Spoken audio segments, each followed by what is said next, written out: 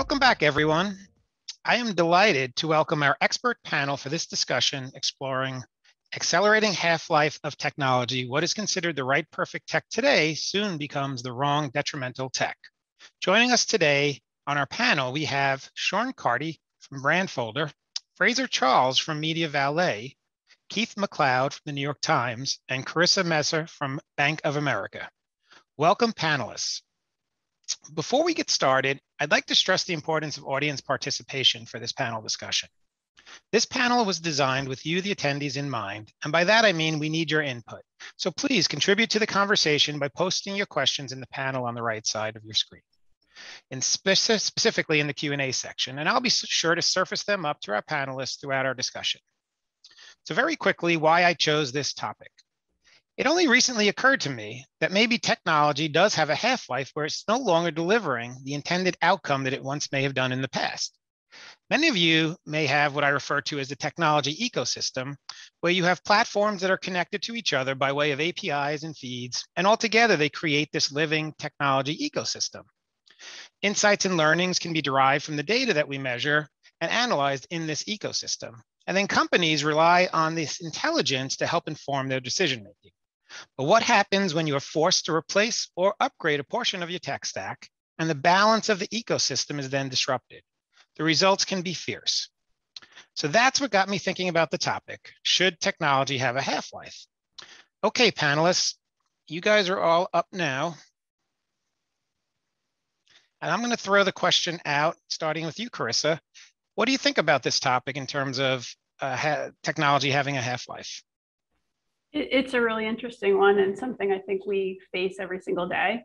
Our marketing tech stack at Bank of America is ever evolving. And I think one of our biggest challenges is, quite honestly, some of the big Goliaths buying some of the smaller companies and trying to incorporate these really fast-paced changes that are happening in the market right now. Excellent. Yeah, thanks, Kevin. Maybe I can jump in to follow that up. I think it's important to think about it. I think it's increasingly important that the more businesses and organizations depend in general on tech to deliver their desirable outcomes, whether it's internally to the business or for their customers. I think the concept of a half-life is kind of interesting. Like, by definition, it would sort of imply that 50% of the value is being delivered to the organization compared to the original intent. I think in reality, it's probably more a function of the system's inadequacy resulting in visible inefficiencies in the company, frustrated teams, maybe missed deadlines and things like that. So I think it's important to consider the patterns that go along with the technology running its course, and maybe identifying the criteria or the flags that those patterns are really going to show up in to indicate that the half-life or the end of useful life is approaching. Yeah, excellent. What do you think, Keith? Oh, you're still on mute. Pardon me. No worries. So I think about our own marketing stack. We have quite a number of vendors that we're currently working with, and I can think of a few right now where we're already thinking about, is it time now to pivot, and constantly keeping an eye on more of these niche, smaller companies that are out there being extremely agile and really solving some specific use cases. When I thought about this idea too, I was like, this is something that we're doing, whether we call it a half-life or not. I think organically that we're starting to evolve into that type of mindset. It's constantly reevaluating, and I should take one step back. I wouldn't call it reevaluating. I'd probably call it re-asking the question: does this thing still work, meet our needs?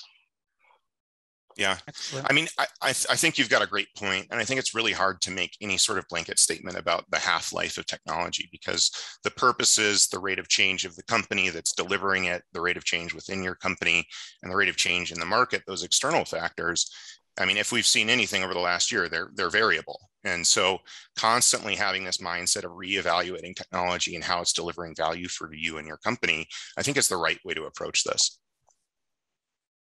Yeah, and it sort of got me thinking, especially during the RFP process and when you're starting to build out your implementation plans. I mean, I've never really thought about, the technology becoming stale, and either whether it's from a scheduling standpoint, budgetary standpoint. I mean, does anyone feel that maybe that's something we should consider actually and put it in the front end instead of waiting till it becomes an issue and addressing it downstream?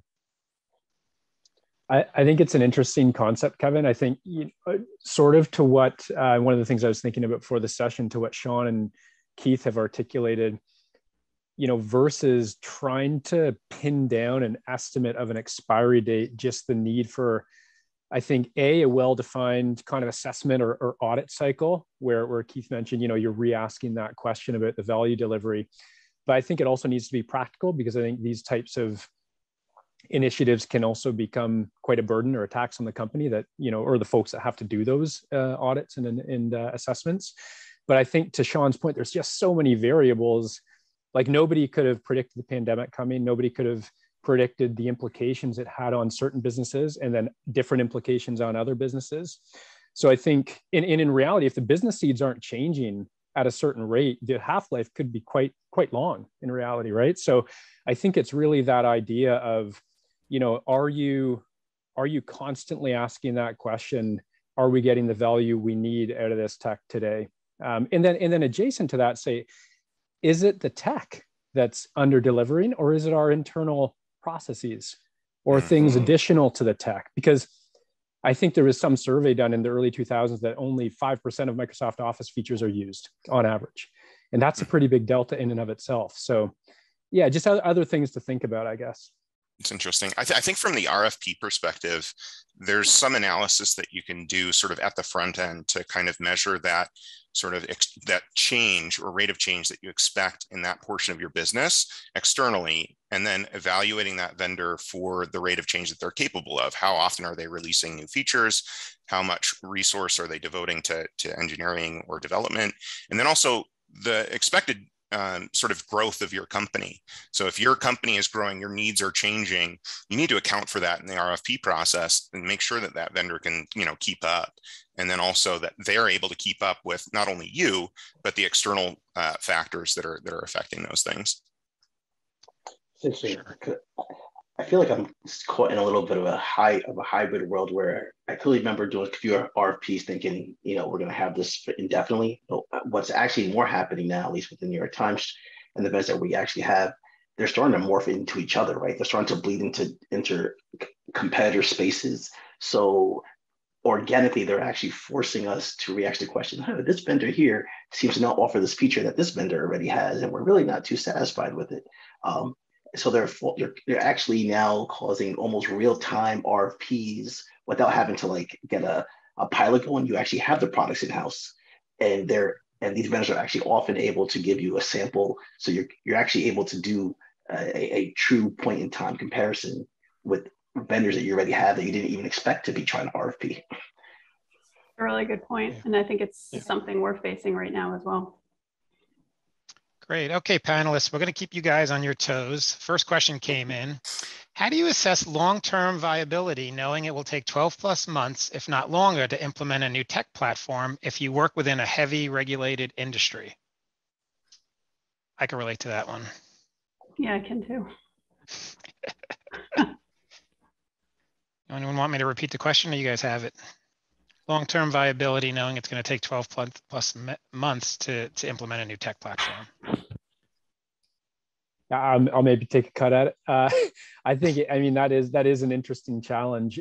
I think it relates to, I guess if you look at that problem and you say, okay, well, what aspect of it do I have control over, and what aspects do I not have control over? And I can appreciate that the increased regulation will, impose certain constraints on what you can implement. If you say what you do have control over, and you say, okay, well, maybe if I can mitigate those impacts of the duration of implementation by going with maybe a lighter weight solution that still delivers value to the organization. And you say, okay, part of my assessment then, if we use the RFP example, is going to be heavily weighted on time to value or implementation time, and say, maybe look at that more critically than otherwise a different environment, a different, less regulated environment might require. And just a thought. Yeah, I think that's interesting. I've worked in tech for 12 plus years at companies sort of big and small. None of them have been in heavily regulated spaces, but I think when you're in those spaces, the changes that are made by regulatory bodies and things like that, they're either sort of like very, very slow, or they're big sweeping changes, it seems to be. And evaluating those companies, those vendors, for sort of their history in that space and their ability to adjust to those regulatory changes, I think is really important when evaluating them. Excellent. Thinking about just taking a different approach on that question, I always think about, David versus Goliath, or, the startups versus the established players. Is there any advantage to either one of those if you start thinking about, longevity? And, especially if you're in this highly regulated environment, are you better off with a startup that can move quickly? Or you may be an established player that maybe can offer similar services or upgraded services that you may not have to switch out from that vendor? I'll throw that one out to the group. Yeah, look, I'll try to take a stab at this. I've seen it on both sides. So in a previous life, I used to work in compliance. I was leading up a PMO, and which is all about, for a company that was about SIPIs, financially regulated institutions. And I can totally relate to that 12-month lead time. But pivoting over to the marketing and the media, I can see now in hindsight, I think in 2021, I don't think anyone has time to wait 12 months any longer to do anything. To kind of what Fraser was saying, we got to find these smaller increments of time. Yeah, sorry, I actually lost my train of thought. I'm gonna, if I kick it over to Carissa, I think Carissa might have had some. I don't know if anyone's. It's not. Yeah, so from a bank standpoint, I have found that we've been focusing on gradual change within the existing tools that we have, really to hit the speed to market and hit the personalization strategies that we need to drive, looking at bigger solutions down the road and working through RFPs, but really taking advantage of the things we have in place to drive a really diverse channel strategy. And the baby steps have allowed us to diversify more quickly. It's a different way of looking at it. And some of the tools are managed by external vendors and some of the tools are managed internally, which allow us to drive that change. So it's maybe looking at tech slightly differently and figuring out how to use the things you have, invest in training, making sure they actually know how to use the tools, making sure the workflow works and the people in the process are kind of syncing with the tools is really a pretty big focus that you guys touched on earlier, but I think really works when you're bringing it to life. What I wonder is, like, Carissa, if as sort of Bank of America, you have a considerable amount of sway with your vendors and driving change at those vendors that I think maybe a lot of the audience maybe doesn't share. So there's probably some sweet spot for that David versus Goliath, and it changes with the like weight that your company can throw around. So I think what I've seen in sort of like those mid-sized companies is that adopting new innovative solutions that are market leading, those best of breed tools, they're not quite Goliaths. They're Davids, like well on their way to being a Goliath. I think that's a. Oh, sorry. You go ahead, Keith. I'll jump in after you. Yeah, like I got an analogy, David. I gotta remember to use that. So yeah, like I guess my experience would be we've done a bunch of things recently where you would think the upper right hand corner in the Gartner chart would be like what you're looking for, but realistically, we've been finding a lot of great super value in these like mid quadrant on their way to being to that next big thing, and those are the ones that we're seeing a huge tons of value, which actually acts as more complementary to more of the more big box Goliath ones. But I think there's a world in which they all exist, and I think integration is really the key at the end of the day. Yeah, I agree with that. I think to Sean's point, and that concept of the weight that a company like Carissa's may have with a vendor, I think at some level that's tied to the differential between the customer and the company. And so if you say, okay, well, not everybody is a Bank of America, I don't think you necessarily need to be a Bank of America to have the same amount of influence for a smaller company's technology product. And I think thereby some of the benefits, of going with a smaller company can be things like, does that tech vendor have a partner or a customer advisory council onto which you can go and maybe have some voice and influence in the development of the product towards your use case that the company may not, or that the tech solution may not have dealt with otherwise. I think when you deploy funding towards a smaller solution, I would argue that in many cases you're getting a higher return of value on a per dollar basis. Because if you think you buy this huge, all-in-one platform, you maybe only are going to use part of it, but you're paying for all of it. And so if you look at it kind of from those different lenses, it may sway you more towards that end of the spectrum than otherwise. Yeah, I just wanted to go back and double click on something Carissa said in terms of, maximizing your investment with your existing tools. Like how often, maybe your half-life is actually further out than you think. And it's not the technology itself, but it's actually adoption. You've got low adoption, so we need a different tool, or it's a broken process, right? That we can't use this tool because our business process is actually the problem, but nobody realizes that. So I think before jumping the gun and saying, I need to invest in a new technology, maybe it's, you take a hard look at all the things that drives, the success of a tool before moving on. I can I add one more thing to that, Kevin, because I think that's interesting, and adjacent to the two items you mentioned is the people with the right skill sets, because to use certain technologies sometimes is a really well-defined kind of niche skill set required to unlock the value. And if you don't have those people on your team, it's not even it's not like a resource capacity issue. It's like a resource capability issue. Right. And we see that. Go ahead, Carissa. I think if you also add a little bit of influence to the actual users and give them a voice and sharing kind of what they think will evolve the process, and I call it small wins, it helps them enable the system and the tools better, and it evolves the process over time. So trusting the people. Yeah, in our last session, Kate Sullivan was talking about, sending out a survey and just getting feedback, hearing really what is the issue and what do people have to say to the users. All right, I don't want to dominate our conversation, so let's go back to a couple of questions that popped up. One question came in, it said, what advice would you give to someone who's building the business case for a tech upgrade? So how would they go about building the business case to upgrade their tech? I'll lead off with this one. But I think you have to do, what I've done previously is I think you have to touch it, feel it. So you have to work with these vendors to let them implement a part of that solution into your system first, and get some use out of it before you start talking to senior leadership around the value of these things. There's got to be a better relationship.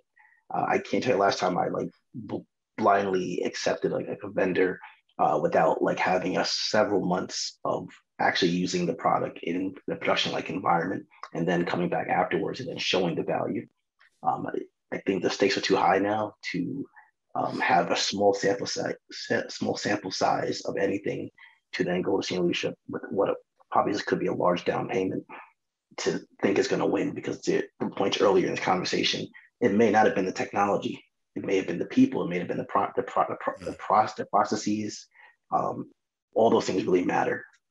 So I would try my best to implement the solution, hopefully close to free as charge as possible, get some use out of it first, and then go back to senior leadership. Yeah, I think that's a really interesting idea. I know that some vendors are willing to do that for some customers, and that there's kind of a spectrum there. In my experience, I think one of the things that I would say is lean on that sales team. So if you're working with a vendor, they are experienced in expressing the value of the business case for their tools, and they may have things like a Forrester TEI, a total economic impact report.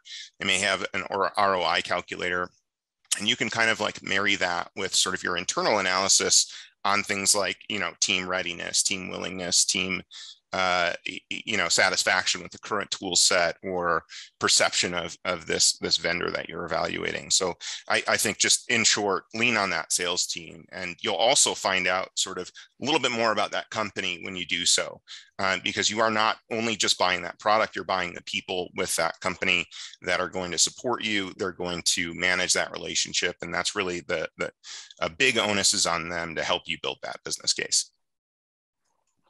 I can tell how many webinars Sean and I have done together, because he literally just took the words out of my mouth.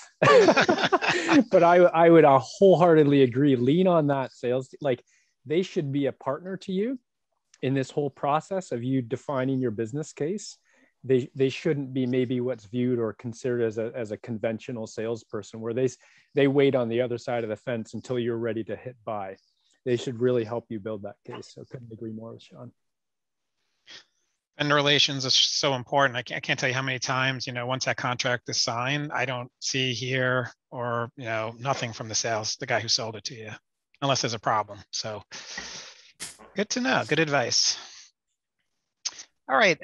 Next question, which is just building actually off of that, is when looking at replacing existing technology, what are the biggest roadblocks that might push your business to delay a change or struggle with the business case value? So for example, your end user education, cost, current customizations, timelines for implementation, et cetera. So the question is really at, what are the roadblocks that might push your business to delay a change or struggle with the business case? I'll take that one. For me, it's been competing priorities. So obviously, across many subsets of a company, the size of the bank, competing priorities are probably number one, and figuring out where the most value or ROI is to drive, the best decisions for the company and where we need to go that year or any given year. I think that's true. I think decision making, trying to identify who really is the decision maker, right? And in a matrix organization, sometimes there's multiple people who need to weigh in and get the proper buy-in. Either how does one build that consensus, or can you really identify the one person who's going to be accountable for the solution and is willing to go with a 51% majority and say we're going to go left. Those are the type of things I think really slow things down. Yeah, I mean, in my experience in the SaaS world, sort of that, there's a few roadblocks that you have to be mindful of, and that's IT requirements. So there's some sort of IT approval, whether it's security, compliance, architecture, how it fits into the ecosystem that you have, and also the administration burden.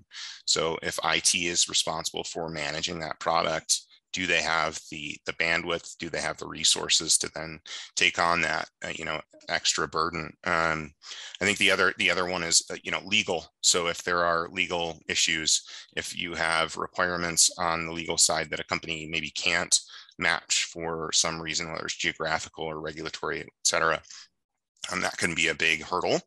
And then procurement is another one.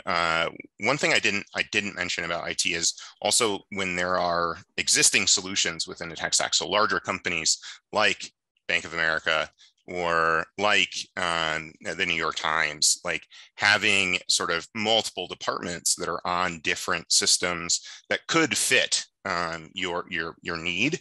Sometimes IT will come and say, well, now we already have this tool, you have to use this. And so those, I think, can be some of the biggest roadblocks just from sort of a external factor within the company. Yeah, I would agree with that. I think that the piece that would come to my mind, and our company has just been undergoing a number of tech stack adjustments, and it's just the sheer amount of work that it is to do a good job implementing a new tool. It's like, you can say, okay, yeah, we're done the hard work. We did all the vendor selection and we got the negotiation done and we cut the check and we've got it. Whew, okay. But I think at that point, that's when the real work is just starting, and to be able to identify, particularly within kind of an ecosystem construct, how is this thing going to slot in effectively and efficiently and speak with all of the other parts of that system? And there's a lot of other people that function as stakeholders for those other systems. So you need to understand what their requirements are. Are you going to disrupt current flows that shouldn't be disrupted or may need to be rebuilt? And just the overall consideration, all of that, I think it's important to not underestimate the level of effort that goes into doing it well. And so I think just, i.e. a roadblock could be if you have someone trying to do that off the side of their desk. It may not be a super successful initiative. Excellent. Good stuff. Just shifting a little bit, Jennifer would like to know, are you seeing a trend of bringing developers in-house versus leveraging vendors to facilitate development and implementation? So bringing developers in-house versus leveraging vendors to facilitate dev and implementation as well. I can speak from our perspective, given that we're a SaaS company, and how we engage with I would say most, if not all, of our customers is that we're certainly leaned on to do that work on behalf of the customer. And there are obviously instances where we work with services partners and similar entities like that to deliver additional value over and above what we may be able to offer. But I'd say the majority of what I see and what we see at MediaVilla is really, us providing that service to the business or to the customer. Yeah, I mean, I'd echo that. We're obviously competitors, Fraser and I, even though we have a long history.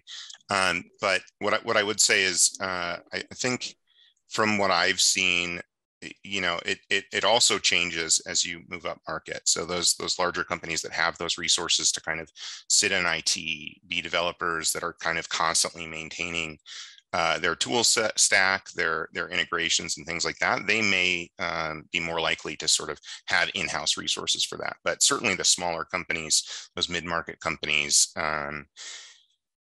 will almost without fail either lean on the vendor or have a third party solution integrator or something like that. So as the client, I'm always looking to actually be more self-serve. So I want the features of the tools and products, but ultimately I want to build that knowledge in-house so I can be quicker and respond faster to all of my internal stakeholders' needs and desires. So it's kind of a combination of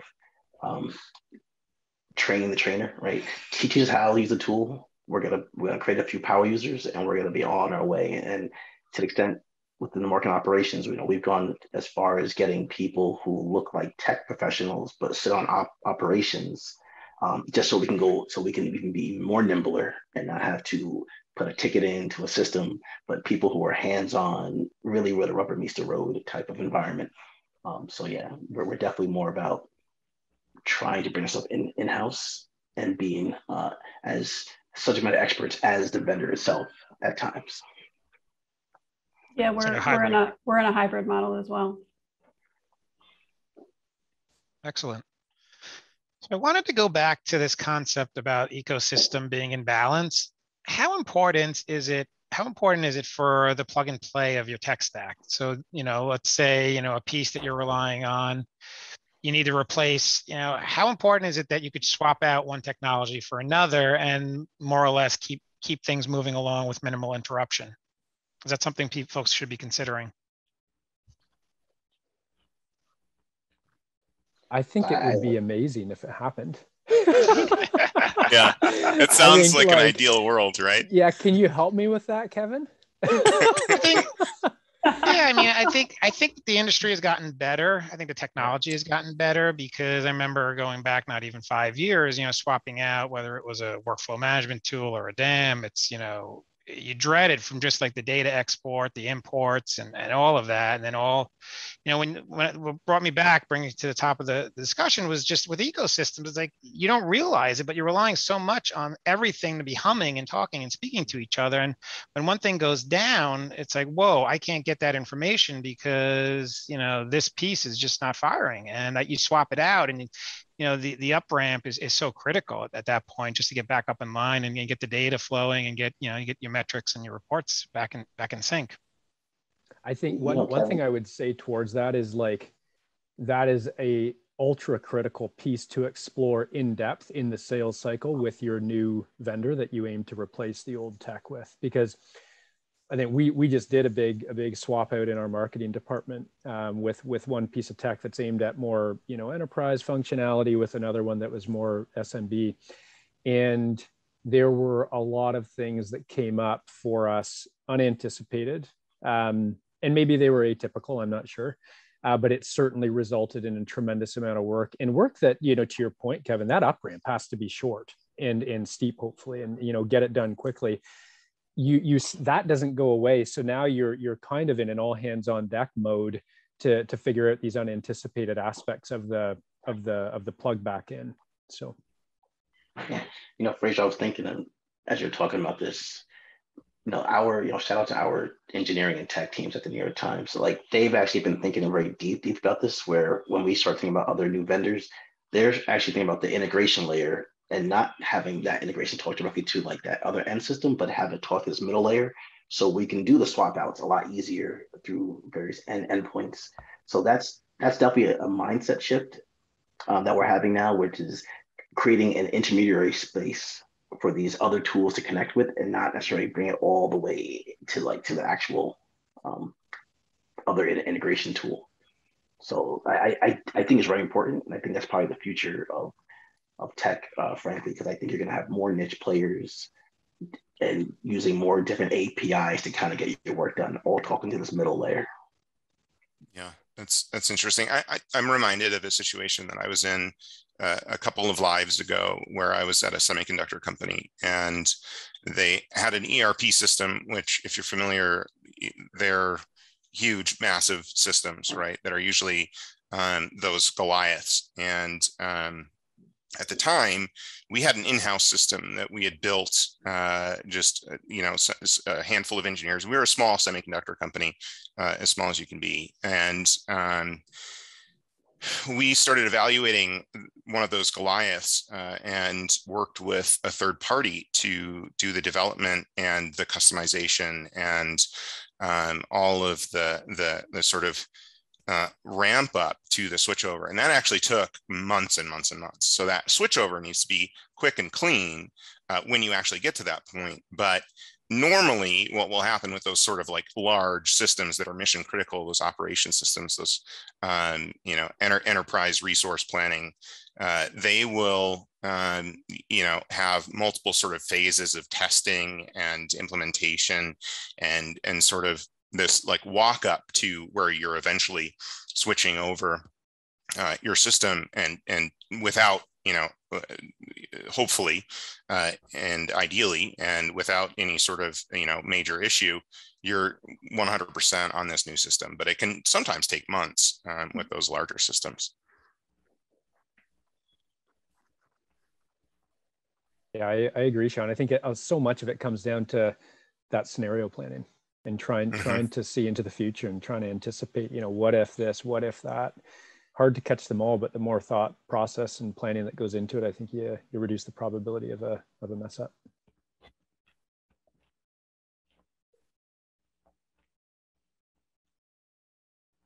I wanted to go back to something we touched on a bit earlier, which we were talking about David versus Goliath. It has to do with best of breed versus silver bullet.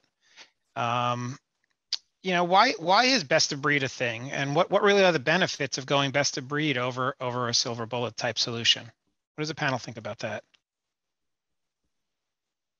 I think it comes down to momentum, right? Like with best of breed solutions, there's this momentum that allows them to kind of build their customer base, build their sort of their business, grow, accelerate, innovate, and keep up with that pace of change, sort of that whole theme that we're talking about today. Silver bullet, if I'm understanding the question correctly, is something that's like perfect for you, but may not be perfect for everybody. And so I think like silver bullet may make sense in the moment, but considering sort of how your business will grow, how things will change, how that vendor will grow, how that vendor will respond to change, is really, I think, where those best of breeds could edge out sort of that silver bullet for you, even though it might seem like the best thing at the time. But in the future, obviously that best of breed kind of like having some advantages. Yeah, I agree with that. I think it's, to me, the momentum that Sean describes, I think, is really accurate, and I think it's dictated by a level of flexibility that those solutions offer. I think another component of that, of why, to your question, Kevin, why is best of breed a thing? My sense is that they're a little bit more focused on the end user and maybe doing a little bit less in scope, but doing that reduced scope better. And so thus fulfilling the needs of that end user to a higher degree than maybe And I don't know if I interpreted silver bullet correctly. I kind of thought of it as the all-in-one solution. But I think the deeper you can go for, solving the jobs to be done in a given use case, that end user, I think, is going to, the pain that you can reduce for them in their flow is dramatically increased. And I think, Carissa made a really good point. When you're trying to do an evaluation and assessment of what new tool we should buy, they've got to be considered, that end user, because they are the ones that, they may not be signing the check and they may not be reviewing the RFP, but they're absolutely ones that are going to be hung with using the tool and try to drive the efficiency and thus the efficacy of that solution into the org and the org's goals. I literally had a ping on Slack today where the deal that we lost was due to the person selecting the technology, going deeper into the organization and doing that survey and saying, what are the very specific things that you need? And I just think that's so critical to getting a good fit. Mm.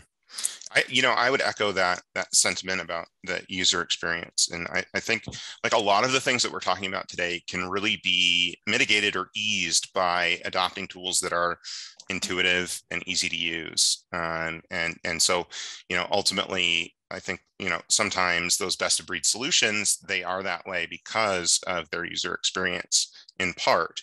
And, that sort of change management, that training, that evaluation of impact to, current work streams and things like that is really just like way, way smaller if you have a tool that's easy to use. Mm-hmm. Yeah, Kevin, I don't actually feel like there are many silver bullets anymore. There's so much changing in the world. Like,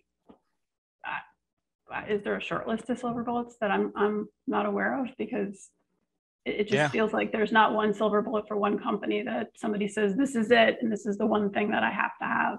There's always a whole host of choices that people are choosing from. I would agree, definitely. But then it could also be related to, the one-stop shopping where these big boxes are offering you like, oh, we don't have that product, but we do offer it in a different sort of solution where, it gets cared for that way. But I would agree, it's less now than it was back in the day. Well, I think going back to something that, sorry, go ahead, Keith. Oh, no, I was just add, as I'm thinking about this conversation, which is actually thinking about a whole bunch of different thoughts, whether you end up in a best of breed, silver bullet, or some type of tech mess, right? Somehow I feel like it goes back to like not having a clear vision of like a tech stack, right? Or having a lot of change in the decision makers. If you have someone who's really owning the solutions and the architecture, and really has a true vision and is really putting like a mindset of like, I'm doing what's best for the New York Times hat on, as opposed to I'm doing what's best for the next 6 months or for me, you get different answers. So I think the construct of best of breed or just like a spaghetti is really goes back to who's the decision-making council or person and how consistent are and how their tenure at the organization really influences the type of environment you actually end up with in the end. All right, quick question just came in from the audience. Having a single marketing ecosystem is clearly important. How much weight does a technology vendor's current integration connectivity between your vendors play? Oh, that's the first thing I think of now. I literally have like 5 vendors top of mind. Like, oh, do you play nice with these people? Because it's only a matter of time before we need to talk to them. Yeah, the second part of the question is actually great as well. When looking to replace tech or gain new tech, do you trust current vendors with adjacent services to provide recommendations and feedback? So if they have a similar service, do you trust their judgment? Seeing is believing, right? You got to test it out. I think maybe Fraser, just to cast my vote on that question. The first part maybe is, how critical is that the vendor's ability to play with your existing or your short list? I think it's super critical. I think that, you can make that assessment in a few different ways. Perhaps one is, do they have connections ready to go? that are, incredibly quick to spin up, probably pretty low cost? Or the second way you can approach that is, do they have a robust, well-developed and well cared for API with perhaps its own roadmap to expose more functionality within their core solution? And my sense is that the first way to answer that question with the out-of-the-box solutions, I would always probe deeper, because usually what happens is those get developed for limited use case, right?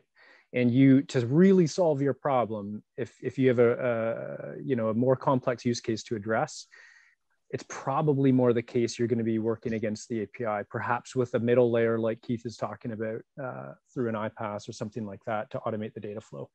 Mm-hmm. But I think for me to evaluate that, I would say dig into the API, look at the documentation. How easy is it to use? Are the in-house resources you're going to ask to do this type of connectivity, or the third-party partner you're going to work with, do they think it's a robust solution and can they work with it? So perhaps taking that view might help. Great. Well, I hate to say it, but we've only got 4 minutes left. And to make the best use of our time, I'm going to just throw one question out to the group. If we can keep it as short and concise as possible, we'll end on time.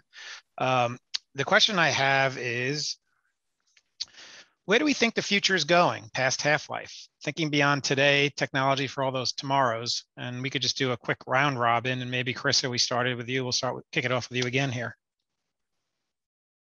Yeah, for me, I think the evolution of technology, I don't feel like is going to end anytime soon. That balanced with talent, and in some cases, the lack of talent, is going to cause an evolution within companies to drive maybe more nimble tech solutions, but then relying on people as well as technology to drive our businesses forward. Great. Fraser? Can I keep the same order, Kevin? Yeah. I think that, this is probably a pretty anticipated answer, but I think AI is just going to take over so many of the things that are being done by people today in software. And a lot of, when we have a conversation with a potential customer, a lot of feature requests come up, obviously, right? I'm trying to do this and it requires that feature to do it. I think so much of that is just going to sink into the background, and it will end up, I think the user will be focusing on quite a different suite of things that they need to do with the software compared to what software it is today or how it presents today.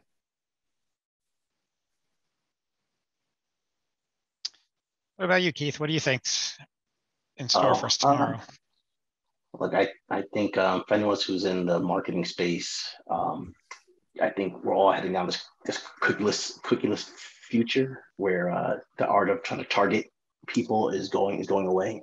And I think while at this point no one has any clear answers of how that's going to look like in the reality, I think that's the future of the evolution of how people and how marketers and advertisers communicate and target our prospects. Yeah, I would echo what everyone said. I think, Keith, you bring up a really good perspective from that of the marketer. And I think we all know in our personal lives and also in our professional lives that there's just like an absolute war for your attention. And it seems to be at like sort of a frenzied pace lately. I have to turn off my notifications all the time. So I think like the technology that's driving that is changing very quickly. The external forces that are influencing those technologies are changing, and there seems to be sort of like a precipice that we're on of like a very big change. And so I think like, there's obviously always going to be a variable rate, but I think that the near term is going to be a pretty high rate of change. Awesome. All right, folks, we're out of time, but Sean, Fraser, Carissa, Keith, thank you guys. You guys rock. You guys were great. Appreciate the conversation. Attendees, thank you for the questions. And remember, we encourage you to continue the conversation during live sessions in the community feed or face-to-face in the lounge tab. I'll be back again at 4 p.m. Eastern for our final case study of the day with KCD Inc. But first, we're delighted to welcome Aquin for the 4 imperatives that transformational in-house agencies still get right every time. If you want to learn more about any of the sponsors supporting today's events, don't forget to explore the exhibition tab. Thank you, guys. Great job.